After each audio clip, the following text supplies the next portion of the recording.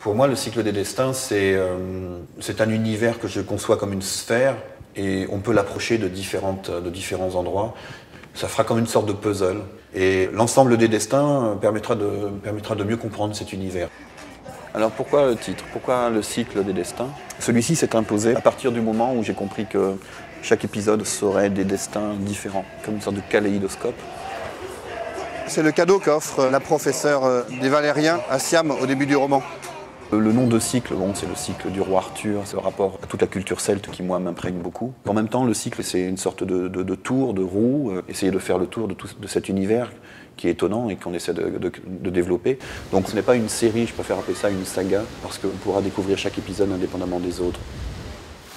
L'élément eau, il est très très présent dans tout ce que j'écris, c'est pour ça aussi que j'habite au bord de la mer. Et sans jeu de mots, c'est ma source d'inspiration. Et là, je me sens dans mon élément, puisque c'est à la fois un univers que je connais bien, Paris, que j'ai côtoyé pendant 7 ans, qui est tout d'un coup envahi par un élément que j'aime, qui est l'eau. Et je pense que cette alchimie-là me donne envie d'écrire. À l'époque du roman, la mer, elle monte jusqu'à peu près ce niveau-là, sous l'arche, sous le premier étage. Et là, sur le premier étage, habitent les enfants de Dune.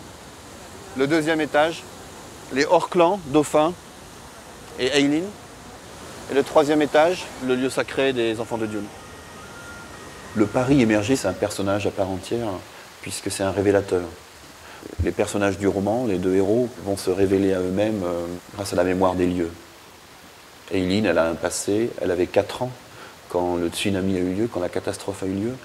Ailin ne sait pas ce que ses parents sont devenus, et les souvenirs vont commencer à affluer grâce au contact des enfants de Dune.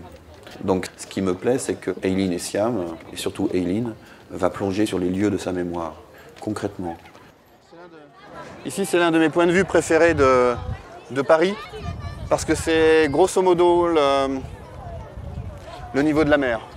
Et on peut imaginer quand Ailin arrive avec les Valériens en bateau, voilà, elle vogue et elle va passer sous l'arche pour découvrir la communauté des enfants de Dune.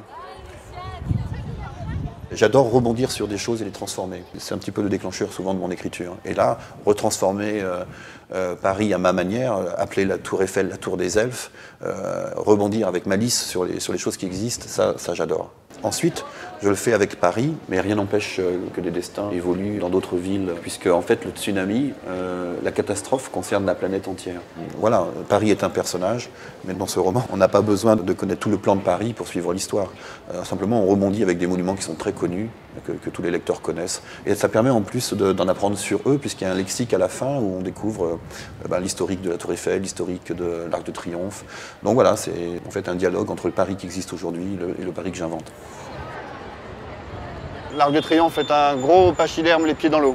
Donc on peut imaginer ici Ailin et Siam assis et observant le pied de l'Arc de Triomphe. Et les murex émettant certaines lumières particulières, comme une symphonie de couleurs. Avec les dauphins qui, à un moment donné, passent au-dessus de leur tête et vont descendre les Champs-Élysées. C'est un des moments que je préfère du roman, personnellement. J'adore ces aventures où tout d'un coup, il y a une transformation de quelque chose que je connais bien et qui m'emmène plus loin. Et là, c'est le cas de ce Paris qui est dans le futur et qui est immergé. On va visiter le Louvre avec des dauphins, tourner autour de la statue du penseur avec des palmes, comme ça, passer sous l'Arc de Triomphe et remonter les Champs-Élysées accompagné de dauphins. C'est quelque chose qui est surprenant et qui m'intrigue et que j'ai envie de partager.